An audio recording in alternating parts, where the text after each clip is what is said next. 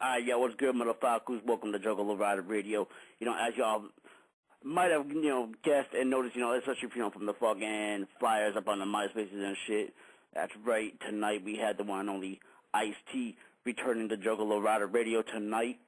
And, yo, it's going to be dope. And, of course, I knew I need a little help with this interview tonight. So, of course, we got my boy, DJ Suckafree, up on here with us to help out. I know we're going to be having my boy, possibly calling in. Yeah, I'm already seeing we got like 3 different numbers calling in, so let's find out which is which first. We got a 201, so let's find out who the 201 is first. Yo, 201, who this? Hey, what up, Sice? Yo, what's good, man? What's happening? Not much, man. Yo, I definitely gotta say this, man. Welcome back to the show, man. How you doing? I'm doing good, man. How you been? Oh, man, you know what it is, man. Trying to stay out of trouble. Yeah, definitely, man. So, of course, like I said, in the email, I'm gonna ask you, like a few questions that I asked you in the first interview that we did last year.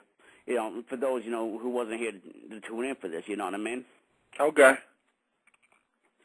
All right. So my first question, man, I know for a fact a lot of people, definitely want to know is how Ice-T came to be.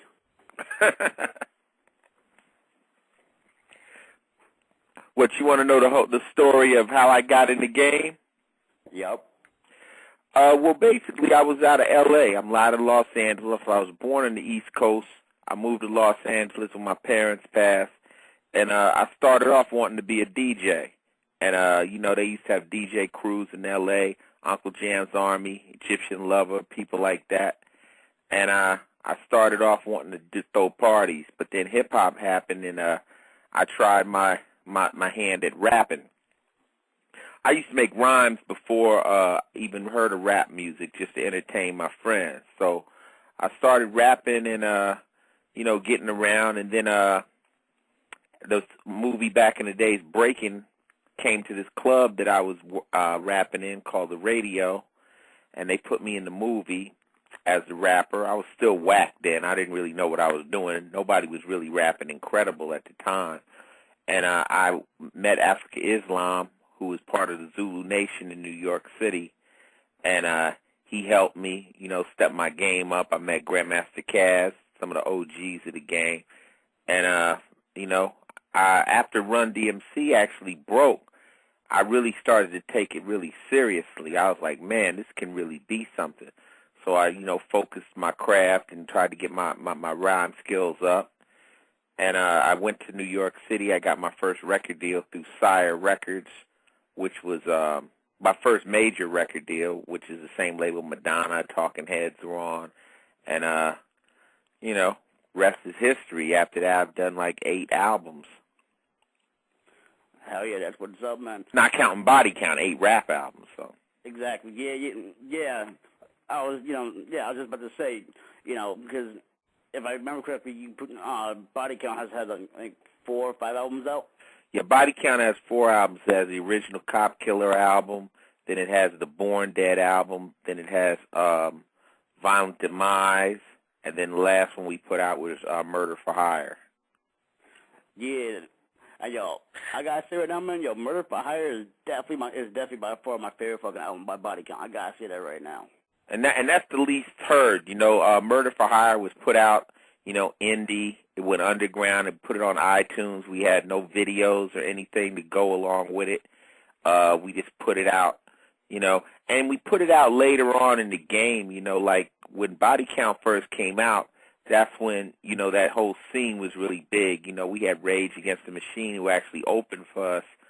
And, you had Korn. You had a lot of groups, Limp Bizkit, a lot of hardcore kind of, metal, hip-hop-ish bands out there. And, now when we dropped the Murder for Hire album, which was a few years ago, the climate was different. But, those people who like Body Count loved that album. Yeah, definitely, man. I definitely gotta ask, man, how did Body Count, come together, itself? Well, Body Count really is Ernie C. Basically, they were guys I went to high school with. And Ernie C. played guitar. D-Rock was like his student. Moose was a bass player, and Beatmaster V was a drummer. And I just been friends with them my whole life, you know. But when I started making rap albums, because rap was based around samples, I couldn't really use them. But they would always show up in the studio. Actually, Beatmaster V played live drums on Rhyme Pays, and I would use guitar hits and all kinds of things. But, you know, I had a full band sitting in the studio with me, and there was nothing really to do with them.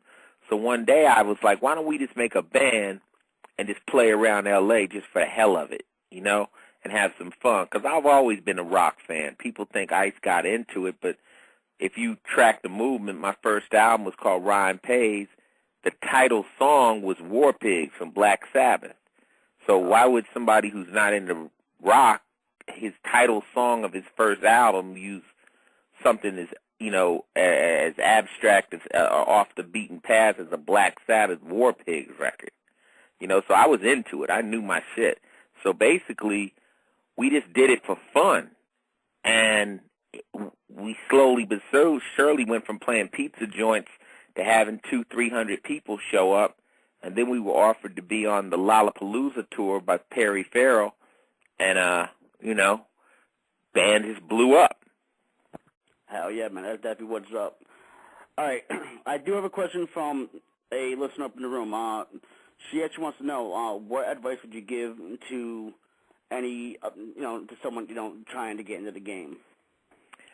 I mean, you know, this is basically, you know, you guys are basically part of the whole Insane Clown Posse family, you know, and I think nobody's done the independent route better than them, you know, and right now that's all that's left, you know.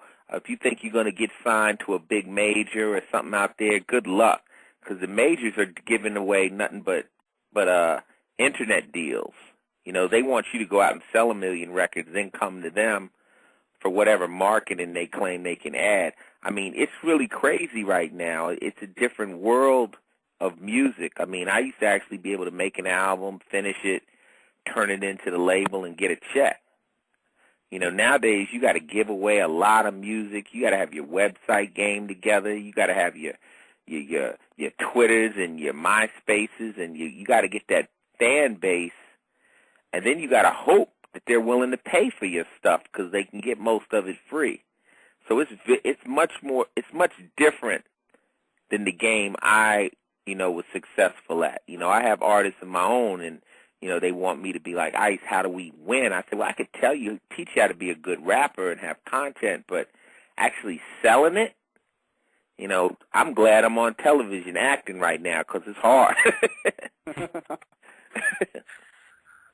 Yeah, Ice, this is Suckafree. I was going to ask you, isn't most of your, like, I know you have, like, don't you run your own label? Is it Corner Records? Is that right? Well, you know, I've had a lot of labels. You know, I started out with Rhyme Syndicate, you know, and then we called it Corner Records for a while. We did a lot of independent indie stuff. And then, you know, I just did a new project production company called Final Level. I mean, running your own record label, now everybody can put their hand up in the air and say, I run a label. I mean, running a label is nothing, truthfully, you know, because right now, if you got a laptop computer, you can make your own album. You can go on the net, use Photoshop, and create an album cover. You can go off the net and pull up a barcode, and you can produce an album in your house. I mean, you know, you could buy the cases. You can do it. So the theory of a record label is now just a concept. I mean, if you're not actually shipping records to record stores and collecting from retail, you know, what is a record label? You follow me? It's like, yeah. It's kind of like in the old days, you had to make a record of a certain quality, and then the label would come in and they would help you make your album, and because they would loan you money, they owned a piece of the record. But now everybody's doing their records themselves. So it's kind of strange. It's kind of like trying to sell oranges in a field full of orange trees. It's like, how do you sell one? I mean, why do you need them? There's a field of them. So it's definitely difficult. If you don't have a fan base, it's hard. It's really hard because, I mean, I ask people right now, what's a DJ, Suckafree, right? Yeah. Who I'm talking to? Yeah. What's the last album you bought? The last album I bought was like one of my homeboys' records, probably, like from just like the underground and shit. So okay, an underground album. You bought it though. You bought the. Yeah. Did you buy a song or the whole album? The whole album. How many albums do you think you bought this year? Oh, this year. Well, I've been you start focusing on your own music, so but probably. No. I mean, but seriously, so. my point is. Do you remember when you used to go to the record store and come out with like 5 and 6 albums? Oh, man, I can remember going to the record store and buying your records, man. Right. With fucking OG, Original Gangsta, and fucking the New Jack City soundtrack. I can remember buying that shit like when I was coming up, man. That's my point. And when you come home, you put them into your disc changer, and you was real happy, and you read the album covers and all that. Now people buy songs, and they download them into their phone. So, I mean, I sound very discouraging when I talk about it, but one thing people know about Ice-T is he tells the truth, and I'm telling people right now, it's difficult. It's difficult. It's not the same game, and it's flooded. Somebody was talking to me on Twitter today, and they said, well, when are you going to drop the Hood Manual? I got an album called The Hood Manual, and my answer was the shit is too flooded right now. It's just so much free music out there. I really don't know, so I'm just kind of holding it. I'm just looking at it like right now it's too crazy. Because either you're trying to make a profit or you're going to give it away. Now, do I want to give it away? I don't know. I mean, maybe not. I mean, that's the question. Are you going to give it away? And then if you're a rapper and you give it away, you still got to pay the producers. So now that's actually costing you money to make a record. So, it's definitely a paradox. It's definitely an interesting scenario. No doubt. Definitely, I agree. All right, I'm seeing we got a couple other callers that I know want to ask some questions. So first, we definitely going to unmute the 770, which is D range. What's good, D? Yo, what's up, Havoc? Chillin'. So, all right, D. So, what is your question for Ice? No, we have a independent label. It's just distribution is the problem. You know what I mean? Yeah, well, distribution now is through the net. There's not really that many places that sell physical records. Best Buy still does it. Virgin megastores are gone. Tower's gone.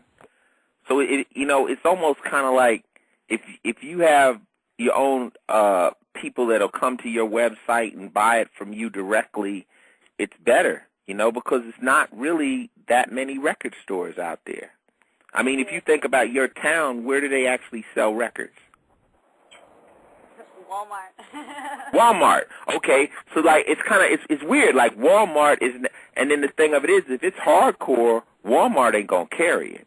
Nah, Walmart ain't gonna carry my shit, man. Nah, they would never carry my stuff. I actually had the first parental sticker on any record in history. So I was one of the first people to push the envelope, and they wouldn't carry the records, and I never did a clean version of any of my records, so they wouldn't carry me. But at that time, there was an underground, and people would go after the records. Now, kind of like underground kind of means free.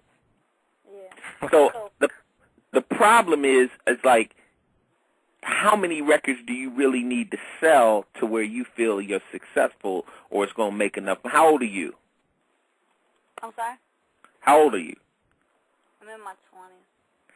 All right, so I mean, it depends really on how much money you think you need to make a year. If you think, okay, I'm in my 20s, if I can make $50,000, how many records do I need to move to make that? It depends, The bad thing about it is once you start selling platinum records, then you want more and more money. You like, I want to make 200,000, $500,000, and that becomes more complicated to hit those numbers.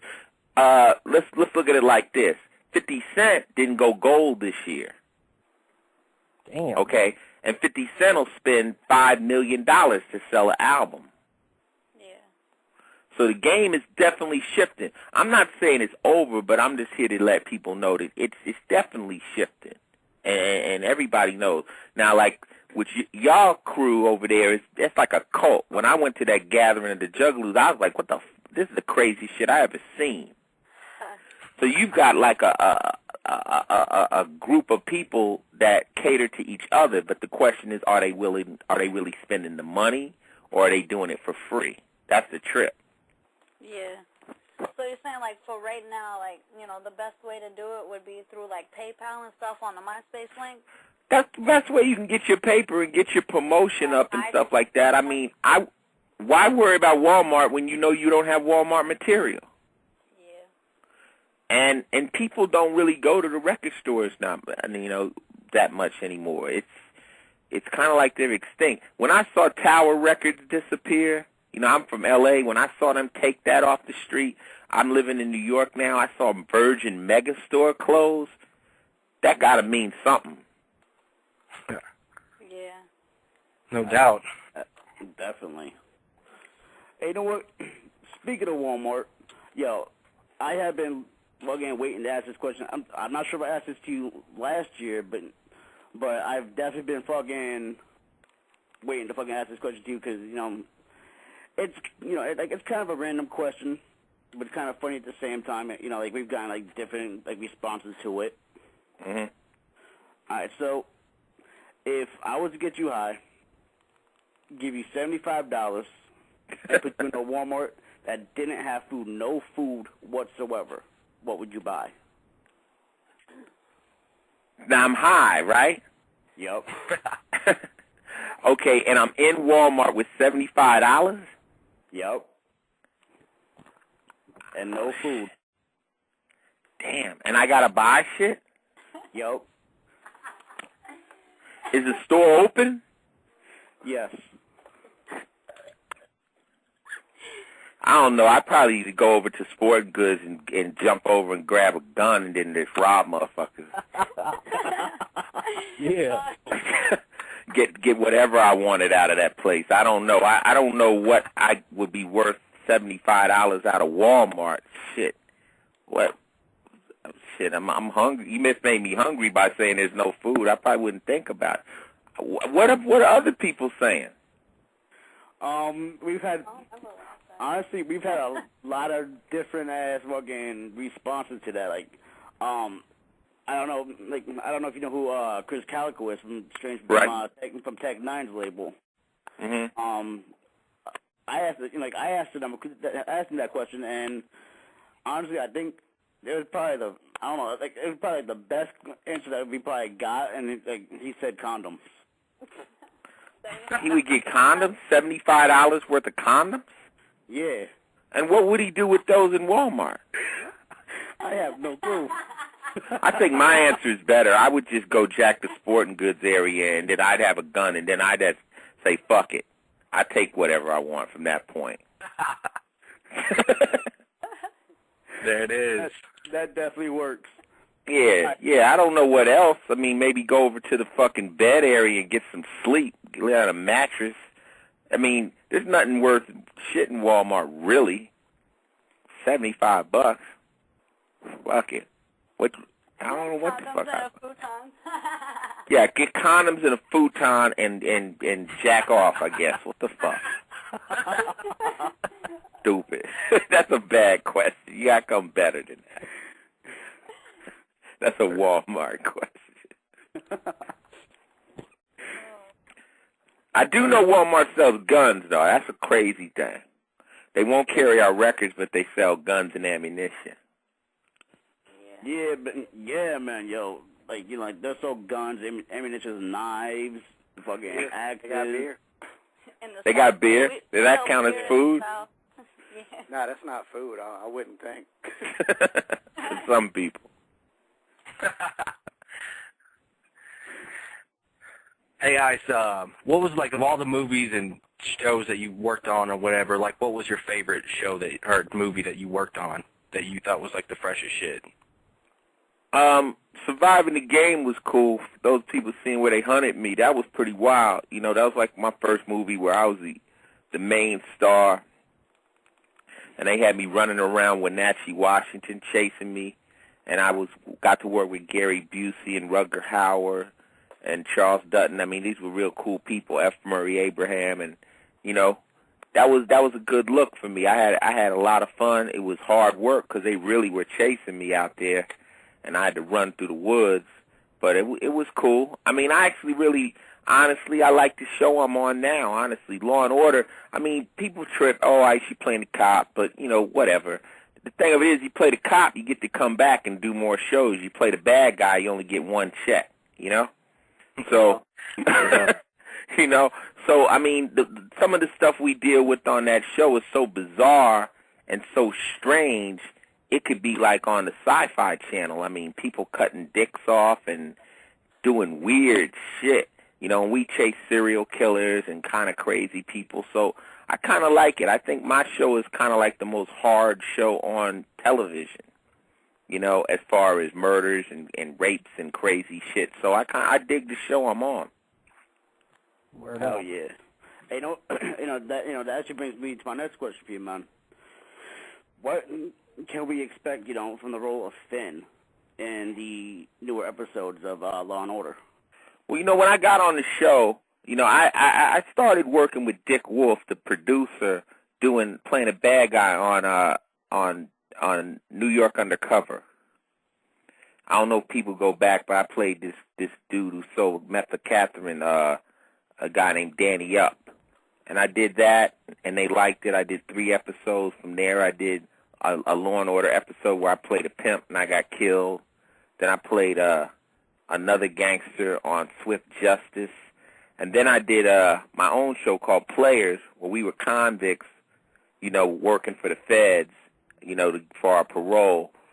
But then when I got this gig, I was like, you know, y'all want me to play the cops? Now, I played the cops before in New Jack City.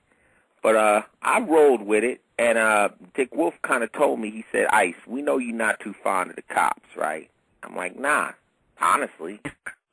And he said, but you agree we need them. And I'm like, yeah, you know, I got friends that need to be locked the fuck up, truthfully, you know. So he said, play the cop we need.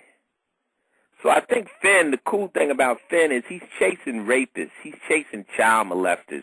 And even in prison, nobody likes them, you know?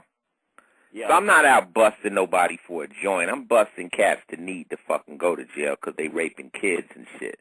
So, I mean, I just roll with the scripts, you know? I mean, they let me use my sensibility on the show, and, you know, if I read a line that I wouldn't agree with personally, they let me change it. And I just kind of roll with it. Chris Maloney is Illmatic. I mean, people know him from Oz, right? Yep. Yeah, he's ill. He's ill. Belzer's a fool, you know? And Mariska's a very cool lady. So we have a good show. We got B.D. Wong on there. He's from Oz. So the show is kind of hard, you know, and I just dig it. And I just, you know, read the script and wait and see what they tell me to do. Hell yeah, man. That's definitely what's up. Yeah, you know, like, I've also noticed, you know, it's like, I've noticed, you know, like, with, like, a few episodes, you know, they've got episodes, you know, like, where, you know, rape and narcotics, you know, go hand in hand, and, like, I've noticed, you know, with the fact that Finn was actually transferred from narcotics to SVU, you know, he actually brings, like, you know, like a little bit of, you know, like, of his own expertise to the squad, if I'm right about that. Well, you know what it is? Every person in the squad cycles the situation differently. Mariska, she connects shit to her because she's supposed to have been a female who was a child of rape. Chris got a bunch of kids, so he thinks everything's something to do with his kid. Belzer thinks everything is a conspiracy. And since I'm used to be like a narc or a hard-edge cop, I'm more just like, if they've been raping, let's bust their ass. You know, let's fuck them up. So when you see me, I always look crazy at people. And even when they tell the truth, I don't trust them. I'm like, fuck that. You know? So, and you know, I've been grilled by so many cops in my life. You know, I know how to play them suckers. You know, I know how to act crazy like them. But it's crazy. Once you get that badge, the power you got, it's like super gangster. You know, you can smack people the fuck up. It's crazy. So, you know, I have to have fun with it. You know, I tell people, there's still suckers out there, oh, I see you cop. I'm like, dog, I am far from a motherfucking cop. I am far from a cop. You know, but I can act like one. I mean, that's a gig. It's acting. You know, if you too stupid to figure that out, then you know I shouldn't even be talking to you. It's acting. You know, stupid. You know, come on, man.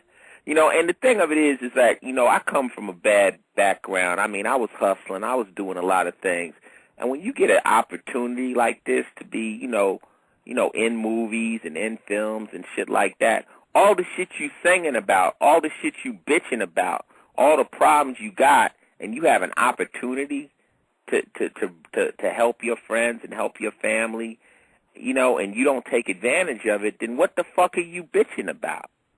You know, you yelling and screaming and making records, yo, fuck that, I don't got a break, and then if someone gives you a break, you got to take it, you know? So, you know, I hopefully a lot of the music I made opened doors for lots of people to do a lot of things, you know. But I don't want to be bitching forever. You know, I want to make things better. Yup. Definitely, man. You know, that's good ask, man. You know, you've been doing production with Final Level. So, what what has it been like, you know, to work with the artists, you know, that you've been working with on Final Level, like, you know, like Papoose, Smoothie the Hustler, Born Twice? You know what it is? Final Level is a bunch of cats that I know for years that are still trying to make it in the record business. And, you know, kind of like when I started to act more in the last 5 years, I kind of told everybody, you know, I'm kind of falling back off music. It ain't as lucrative. I still tour consistently, but I'm just like, as far as making new music, it's strange to me. So they were like, Ice, you can't do this. We gotta keep it going. So I like, okay, fuck it. You know, I'll get my producers together. We'll go in the studio.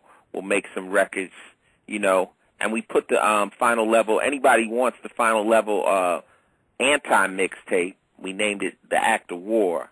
And it's free. All you got to go to is my MySpace, MySpace.com/Ice-T, and you can get it for free. Download it. I just put it together just to give these cats some shine, and it's dope. The album is dope. It's good shit. It's good quality shit. It ain't like we put it together overnight. The production is A1. But, you know, the music business is flooded, and if you listen to it, you're going to hear some really talented rappers. Hell yeah, man. I agree with you on that one. And, you know, and also, you know, I got to throw this out, anyone that, you know, that wants to pick up the anti-mixtape, they got you also go to datpiff.com and just type in Final Level, and it's actually up there, too. Or you guys, I give y'all permission. Y'all guys can rip it and post it up on your website for free. You know, because it wasn't meant to make money. That was just a way of getting some people out there. And like I was telling one of the earlier people, you just got to get your name out there. So you can hear Fetty DeMarco, Hot Dollar, a lot of my artists and stuff. And they're struggling artists too. You know, none of them ain't paid. I agree, definitely, man. I mean, you know, it's, you know, like Papoose is up on there. You know, Papoose, you know, he's pretty well known, but, you know, it's like now, you know, he's struggling, you know, to get his name out there at the same time, too. You know what I mean? Well, Papoose is a power rapper. Papoose, Smooth the Hustler and Trigger, Papoose is like they little homeboy. They put him on, you know? When I met him, he was like one of their little underlings, lieutenants. And then he hooked up with K. Slay, and he's been dropping heat, but he can't get a hit record, and he's not mainstream. He almost kind of raps too good, you know? Yeah. So he's well known out there, and you know, there's some other cats like Hot Dollar. He's known in L.A. He got his stuff. You know, the group I got called Certified, they're out of Washington, and they're incarcerated right now. But these guys are dope. So, you know, But still, it's just the state of the game right now. The game is real bad right now. And a lot of the stuff they playing on the radio right now, we ain't going to go into it, but it's just straight garbage. Yeah, you know, I agree. I definitely agree on that one. It's straight garbage, and they've kind of lowered the bar to hip hop so low that it's kind of like anybody can do it, and so it's kind of like somebody like me, who's kind of like a rap purist. I'm like, I'm not impressed. Like you mentioned, Tech Nine. I mean, them cat, he can rap his ass off. Lynch Hung and them cats can still. At least they rapping. They not just. I mean, that's corny to me. That's whack. Hell yeah, man. Yeah, man. Nice, I on that. Did you hear about Guru dying today? Yeah, rest in peace, Guru. That was a good friend of mine, Guru Keith. Keith used to come stay at my house in L.A., and it's a very sad tragedy, and there's a lot more dirt behind that story. The kid that he's, supposedly his spokesperson, Solar, who kind of drove a wedge between him and Premier. I still work with Premier. I'm actually doing a movie right now called The Art of Rap, which is going to be a full-length film where I'm interviewing a lot of people about the craft of rapping, and Premier's doing the soundtrack. But that kid Solar is no good. The kid that this letter that came out by Guru. Guru didn't write that. How you going to write a letter when you've been in a coma since February? Yeah, they mentioned that dude. The dude mentions his name like fucking 10 times in the letter. Like shouts himself out like Solar, like he's like Solar's the fucking woo-de-woo like 4 times, like in one paragraph. It was kind of. No, that's fugazi, man. That letter is whack. And I know Guru, I know him, and he wouldn't write it like that. He when you're on your deathbed, man, you ain't holding all that animosity like that. You know what I'm saying? So, but the fact that this cat has the audacity to put a letter out on a man's deathbed lets you know what kind of cat this is. So it'll all come to the surface, It'll all come to the surface. But, I mean, that's the one thing about me. I mean, y'all don't know me, but you grew up with me. You can almost listen to a quote and say, Ice-T didn't say that. You by now, after a while, you learn a person to where you go, nah. I got to hear this again because I can't believe it, because you learn how people are. So when I read that, man, that almost made me throw up. I mean, if y'all, anybody out there listening is on Twitter, go to me. I'm at Final Level. That's my name, because when I went on Twitter, some idiot had took Ice-T.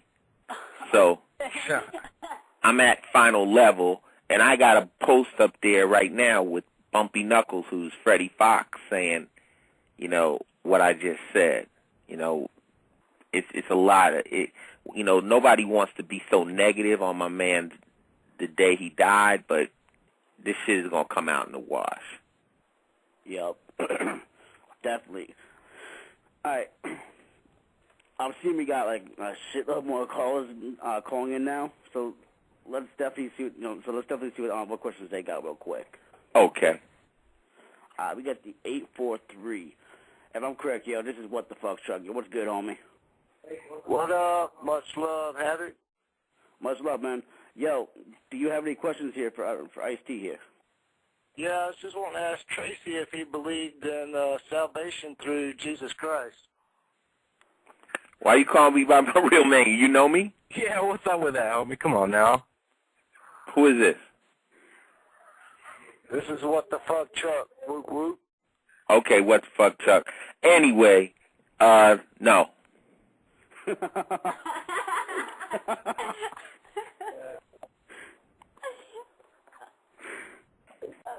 Next question. All right. Next call we got is... Now, you know what it is? It's like when people know my name and they call me by my name. That's like corny. That's like walking up to Madonna or somebody, It's like my friends, even my homies I grew up with don't call me that. That's my name. So, What the Fuck Chuck was trying to be clever, and it didn't work. Okay, next. All right, so... What the fuck, Chuck? Come on, man. Ease back, man. I'm Ice-T, man. I earned that. All right, so the next call we have is the 808, which is actually my little sister, Echo. Yeah, what's up, Echo? Hi. Hi, Echo. Hi. I was just calling in the show. I didn't know there was an interview. I'm sorry. It's okay. Okay. I have no questions. Oh, did you ask him the Walmart question yet? Yes, I did. Yes. Thank you, Echo. How's your 420 going then? I don't know. All right, so you getting blunted on 420? No, what's that? I don't even know what that is. You smoking a blunt or whatever? Oh, no, I don't get high. I'm relatively straight edge. Oh, that's good. I'm straight edge too. I don't smoke, drink, or anything anymore. I drink socially. You know, when I'm out with my wife, she got the cranberry and vodka going. You know, I sip on it, but, you know, I don't really get drunk, truthfully. I like staying sober and keeping my balance in case I got to knock somebody out, you know? Yeah, and Echo? What? To your little statement about the fact that you're straight edge, you have no choice but to be straight edge right now. That's right. How old is she? Well, Echo is 21. Oh, but she still has no choice. Yeah, because of the fact she's actually pregnant. Oh, that's right. Keep it clean for the baby. Oh, definitely. Baby's totally healthy, and Havoc, your nephew, might come in the middle of May. You never know. Well, that's what's up, then. That's a good look. All right, so I'm seeing we got the 727. I'm not too familiar with this area code yet, but let's find who this is. Yo, 727, who this? Or I guess they're just not going to say anything? So I Maybe it's the silent caller. I think 727, that's down in St. Pete, Florida. Okay. Sarasota, Tampa. A while back I heard you, like, I know you probably answered this question a million times, but with the beef with Soulja Boy, how that, like, when you, like, dissed him on the, it was like a Black Eyes mixtape or something like that? Yeah. You should. Well, what happened, I mean, the whole bottom line of that story is, you know, we were making a mixtape. Somebody asked me a question about him. I replied, they taped it.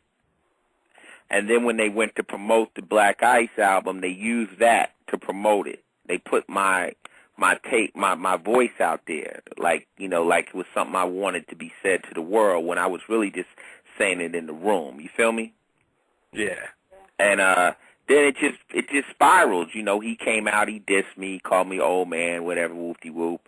And then I just, you know, replied and told him, well, you know, maybe I shouldn't have went so hard since you were a child, but, you know, I ain't feeling your music. And I never made a personal attack against dude. You know what I'm saying? I mean, he's a young kid, and I'm older, and I should know better. But, you know, I still had the feelings about the music. The music needs to be better. It needs to be held to a higher standard. And I didn't really think he understood that. So that was it. And that was only one reply, and I never replied anymore, and we went on about our ways. You know, he makes, I guess, children's music, and I want him to think like an adult, and he can't. He's incapable of it at this point. You know, so I just let it pass. You know, I don't listen to it. I duck it. You know, when I hear it, I just duck it. All right, so I think what But it's not only Soulja Boy. A lot of this stuff out here makes me physically sick. It's just bad. Yeah. You know, so I mean, but I think in hip hop, man, you got to be entitled. You have to be able to set that opinion. You know, hip hop has a word called whack, and it's there for a reason. You know, everything can't be good nowadays. You know, if you say something, oh, you hating? No, I'm not hating. How could I hate? You know, I've taken hip hop for a ride that very few people will. You know, I'm just being objective. I just want it to stay good. Hell yeah, definitely, man. I remember seeing you in the documentary, and you had some sharks at the crib. You still have sharks at the house? No, that was my house in L.A. I sold that crib, but yeah, I actually built that shark tank for the sharks. I wasn't aware of how much that was going to cost or how big a tank it was going to take. And actually, when they built the tank couldn't fit in the house. and we had to lift it with a crane over my house and into the house to fit it in. So, Damn. yeah, I wouldn't advise sharks unless you got some nice paper. Those sharks cost me like $600 a month to keep. What? So, yeah, they require, you got to have somebody come in, you got to check them, they hungry, they're expensive. So, you know, I got a fish aquarium now. I ain't got no damn sharks, so fuck that. You know, say that shit for James Bond, you know? Oh, hell yeah. Word. I remember seeing that crib like on MTV Cribs and shit with like the like the pool with the fucking wall like the ceiling comes out or whatever. Yeah, the convertible crib with the pool with the brains blown out, you know? Yeah. Yeah. No. Yeah, well, you know, I moved from there. I've been living in New York now almost 9 years doing the show. So I sold that crib, you know. Now me and my wife, we have a place in Arizona. We have a place in Miami. So, you know, I don't have no big cribs now. I've got a condo lifestyle, but I like it. You know, I like it because I don't really entertain a lot of people. You know, I have myself. I have 2 or 3, 4 friends show up, and that's it. If I'm going to throw a party, I'm going to rent your house and throw a party. You know, let everybody fuck your house up. So, you know, as you grow up, your lifestyles change, you know. So I'm not into big houses right now. I'm too mobile. Hell yeah, definitely none. All right, I think what we're going to do real quick, if it's cool with you, actually give everyone, you know, like listen to one of your artists real quick. Oh, what? You want me to pick a song? Yeah. Fuck it. Why don't you play, instead of that, why don't you play Me and Smooth? That's How I Get Down. That was a record we made with Real Guns. Yeah. Do you got that? I actually don't think I do have that. No, I don't. You didn't pull that off the album? Looking. I think it's probably like track 4. I think I saw you in an interview once, Ice, where you said, like, on your first album where y'all shot the video with, like, y'all had real guns and shit. Yeah, we always did because they wouldn't bring props. So we just, everything, real drugs, real dope, real money, everything. The high rollers. Yeah. Yeah, that's a dope-ass album. So you didn't download the whole CD? I got it. I found it. No, that shit's crazy. We use this with Real Gunshots, made a beat. So this is me and Smooth the Hustler. It's called That's How I Get Down. I guess it's me kind of warning these young niggas, don't fuck with me. Hell yeah, yo, here we go. I like him. He's awesome. Yeah. Niggas think. Yeah. Alright, y'all, we back. Yo, that's a fucking sick track, though, homie. That's just crazy, right? That's hardcore shit right there. That's not radio play. That shit goes hard. Oh my Some God. organic gangsta-ass shit, sampling the fucking strap. Yeah, in fact, we cocked the strap back, bust it, and put the kick drum, and there it is. There it is, Yeah. you know. But we always, I mean, you know me, I'm always trying to come up with something different and shit, you know. And I like music that when you listen to it, it puts you in a vibe. Like, you know, you hear that record, you just want to punch somebody in the face. Like, I know, right? you're crazy. It makes you crazy. For real. I'm about to go punch somebody in the face just because I like that song so much. Yeah, that's a good record, though. Hell yeah. That's Smooth the Hustler from Broken Language back in the day. So, you know, that's one of my rap partners. So we still getting it in. Hell yeah, man. That's definitely what's up. All right, so I guess D-Range has a question, you know, she wants me to ask, you know, she's on the line and she can ask it, but I guess she's getting a little shy over there. I have Ask it, D-Range. All right. I was just wondering, like, what would it take for you to get on a mixtape track with me and my crew? Well, the problem with mixtapes is just complicated for me to actually do it. Right now, I'm not going to lie, I got like 5 songs on my computer that I'm supposed to lay verses on. Yeah. Right? Like Razkaz, I don't know if you ever heard of him. He just sent me a track yesterday. He's like, yo, you got to rap on this. And everybody, and I'm lying to everybody like, yo, I'm going to write the rap. I'm like, so it's just complicated because it's not that hard for me to physically do, but logistically, is hard, you know? Excuse me. It's just hard because you have to send me the CD, then I gotta take the track, then I have to go to a studio. I don't have a studio in my house anymore, so it's complicated for me, and I'm not living in the studio like I used to. So it's not that I wouldn't do it, but it's hard. I forever sleep in the studio. Right. Well, I used to have a studio in my house. So I mean, you live in that studio lifestyle. It's nothing. You waking up in the middle of the night spitting. But I'm in a different zone right now, so it's not as simple for me. Yeah. But what I'll do is, though, I'll take all the tracks I have that people want me to do bars on, and I'll go in and in one day I'll just rhyme on 5 records. Yeah. Hell yeah, that's definitely what's up though. It really is. Is there any track, Ice, that you did that when you look back on your career, this would be yo, that was the track that stood out the most, or? Yeah, Colors. Definitely Colors. Colors was the record that broke me nationally. I was rapping in L.A., but Colors kind of told the world about the L.A. gang scene. Nobody really knew about the L.A. gangs until we put that movie out and that song.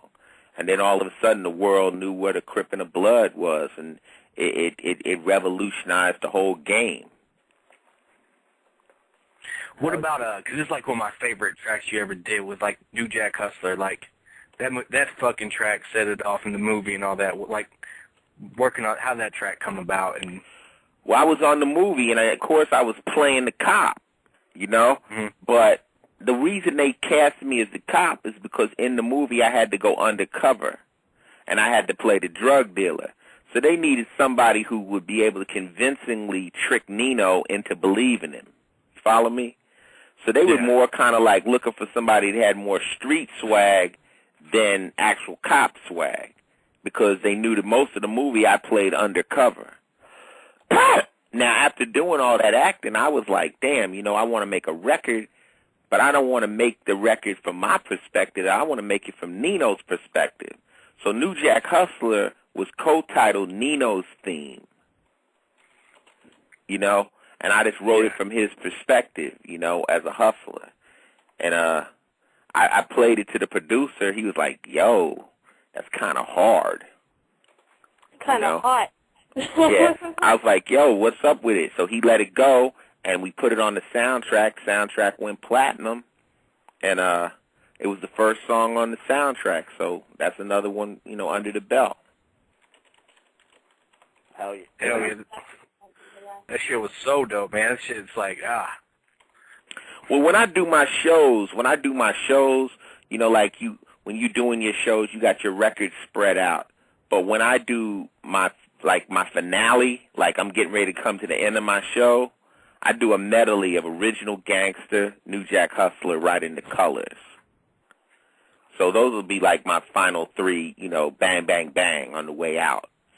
And even though I've made new records, I still close my shows with those records. Hell yeah. Hell yeah. All right, I just got to ask you this, man. Out of all the body count tracks that you did, which track would you say, was probably, the most fun track, to work on? I think they're all fun to work on, but the most fun to perform is Mama's Gotta Die Tonight.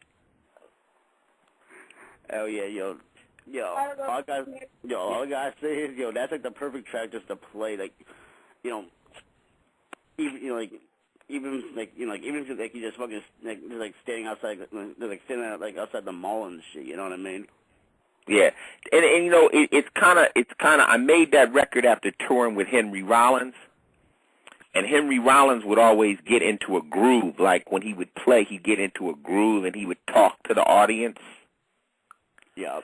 And so, the Mama's Gotta Die Tonight, when it drops into that groove and I start talking about my mother and rambling and dismembering her and shit, every time I do a show, I do that differently, because I just ramble through this wild story, and sometimes I kill her with a golf club, sometimes it's a bat, Sometimes it's electric drill, you know, so I can just freestyle through that part of the song. And then when I take her and I throw her in different cities, I pick different cities out, and it's just a cool song. Basically, I use that as my encore. Like when we do Cop Killer at the end of the show, when we come back, we hit you with Mama's Gotta Die Tonight, because that's just the most funky groove record, you know? Yep. Word up. All right, so, you know, the one track I gotta ask you about, man, you know, which is probably one of the sickest tracks, is probably, you know, the funniest track, you know, of them all, like, completely. Evil Dick, yo, how the hell did that track come about, man? I thought you were gonna say KKK bit.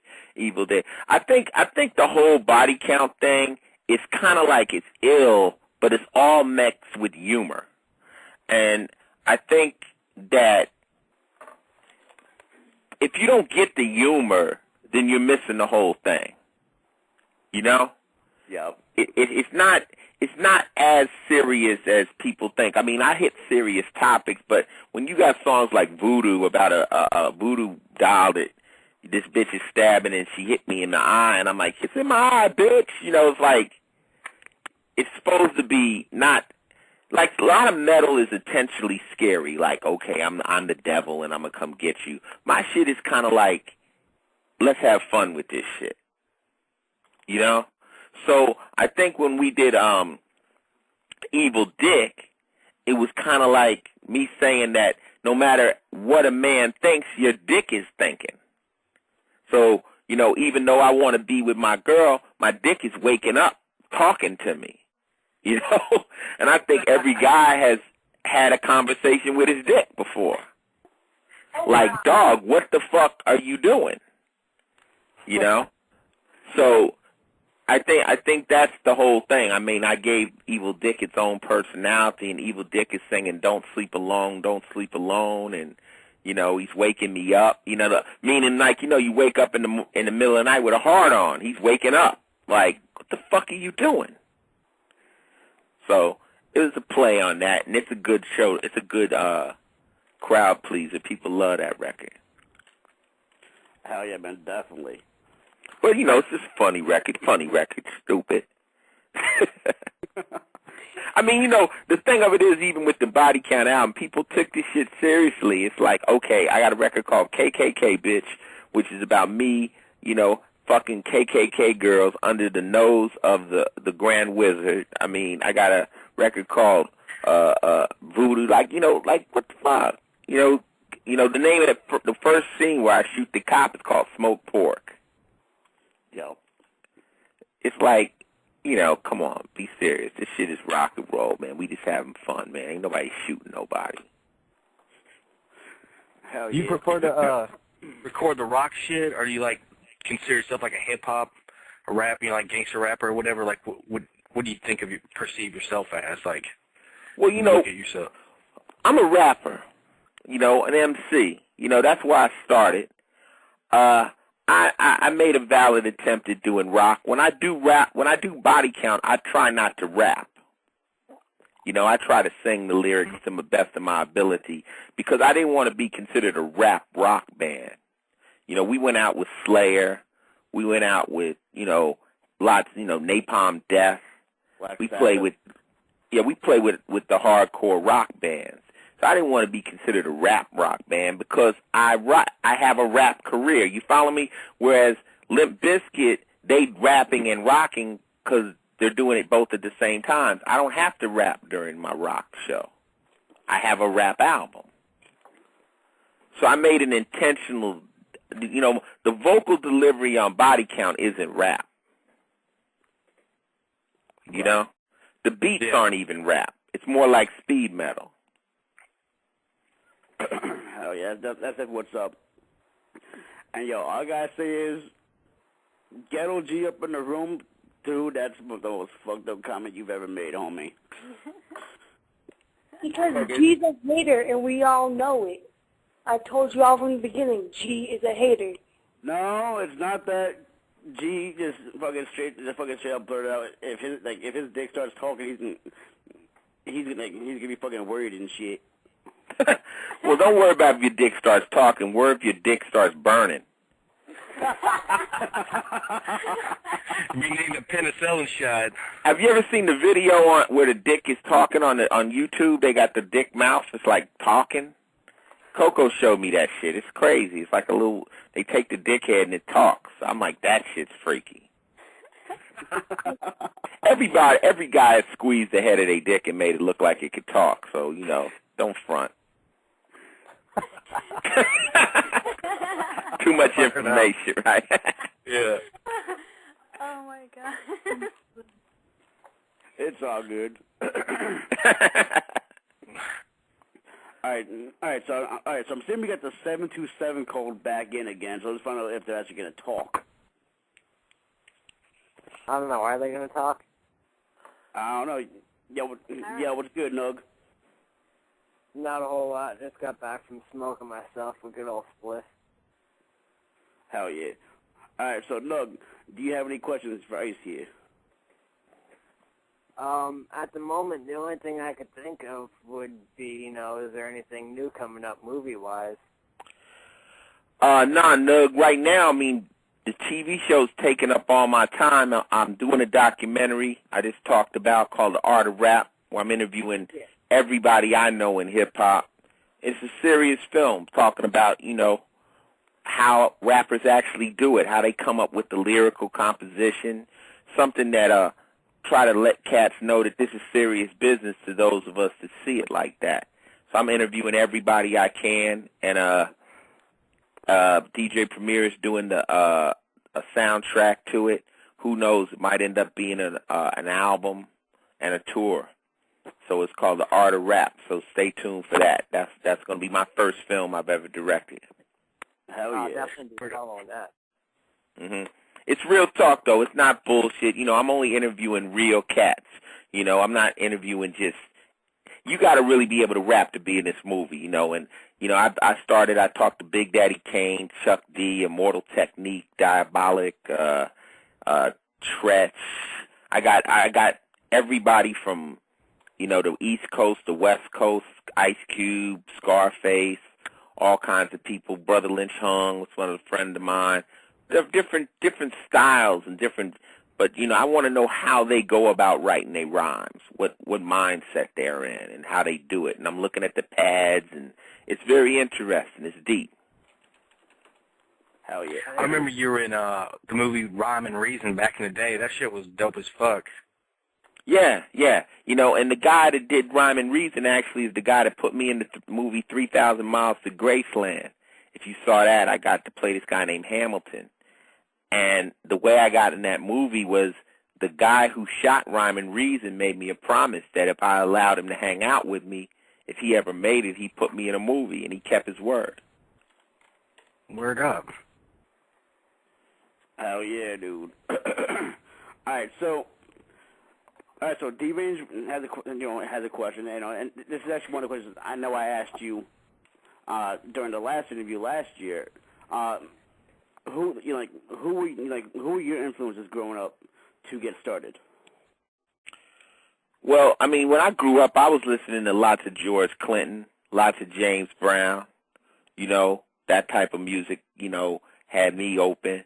And when I got into rap, I think my biggest influence probably people like, of course, Melly Mel and The Message, because when I first heard that, I realized you could take rap in another way other than party.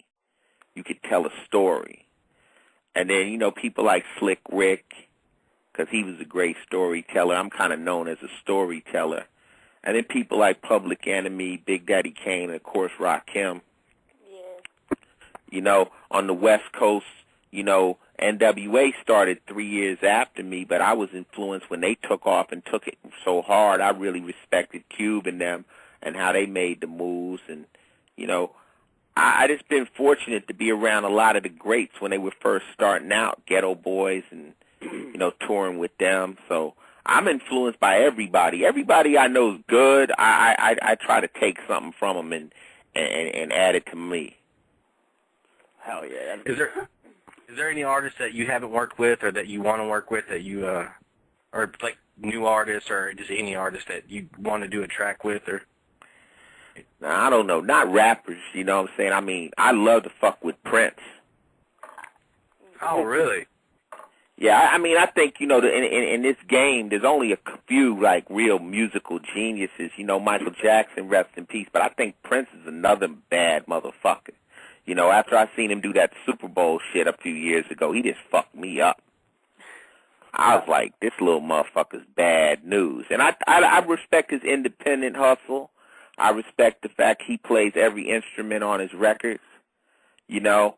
And I respect the fact he doesn't do what everybody wants. He makes his own albums. He has his own fan base, you know. He's an ill little dude, you know. So I respect the shit out of him. I know if I got around him, I could just learn a lot of shit, you know. Yeah. Word up. Oh, yeah. All right, so we have a question coming in from the room. Maddie wants to know what got you entered into the underground. Well, into the underground. I mean, really, I didn't know it was underground, but when I started to rap, I just said whatever I wanted to say, and it definitely wasn't mainstream.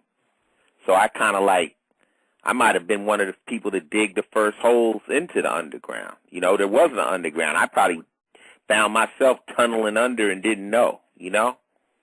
And, I mean, certain people got to keep their music raw. Other people are going to be able to commercialize their music so that, you know, the masses can hear it. But other people like to keep it raw, and I've always just liked to keep it raw. I wanted just how I would say it, that's how I want it to be. And, you know, you make a bed for yourself. You're not going to be on the radio. You're not going to be in Walmart, like we said. But I'm more comfortable there. One thing I know, though, is you could be underground in one sense of your life, and you could be mainstream in other sense. Yep. You know what I'm saying? It's like you can make underground music but still work a straight job. You know, it doesn't. You know, it just depends on what part of your life you want to keep underground. Some people's sex lives are underground, but they live normal lives. You know? So, a lot of my shit's underground. Y'all don't even know about, you know? All right, so Ghetto G wants to know, since you brought up Prince, he wants to know if you were to be a symbol, what symbol would you be? If I would be a symbol, what the fuck are you guys got that? Walmart now a symbol. Well, I'd be like a dick sticking through your forehead. The fuck you? Stupid shit is that? Now, I don't know what fucking symbol I'd be. I don't know. Maybe a bullet. I don't know. That's not a good question. I don't even understand Prince's symbol. You know, Prince made that symbol because he wanted to get off of Warner Brothers, and they owned the name Prince. So he decided he would no longer call himself Prince. So he was just found a loophole in the contract. Damn. Yeah. If I wanted to be a symbol, what the fuck? Everybody's high over there, right? Y'all are fucked up. These are really fucked up high questions. Hey, but look, I only got a few more minutes because I got to get up early. Man. Word up. Let's do 3 more questions. All right, man. My next question, this is actually a question that I actually, you know, introduced to the show back in Halloween of last year. If you could choose between either Jason Voorhees, Michael Myers, or Chucky, or Freddy Krueger to have up on stage with you while you're performing, who would it be? Oh, definitely Jason. I'm a Jason fan. I mean, Jason bodies motherfuckers. Jason is big.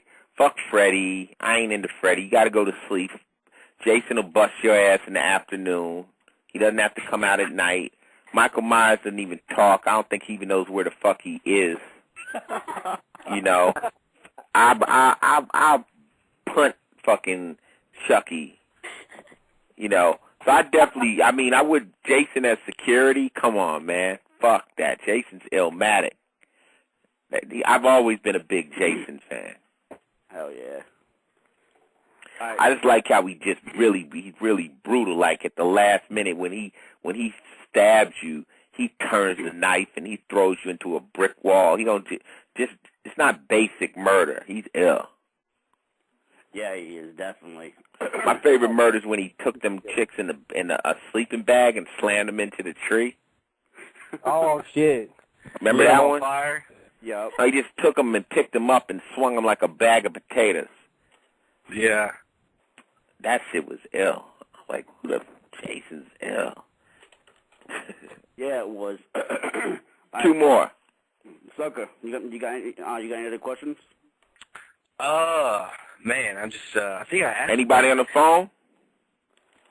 We just got D-Range and Nug. Yo, I think I got one. Okay, come on, baby. All right, shit, are we going to see any more SVU episodes where Finn's, like, the central focus, you know what I'm saying? Because I got, like, the 3 or 4 I've seen DVR'd like a motherfucker. Yeah, what it is the way the show is, I'm a co-star. So, you know, Chris and Mariska are the focal point. It don't really matter to me because the way they sign you for those shows, I get paid whether I'm on the show or not.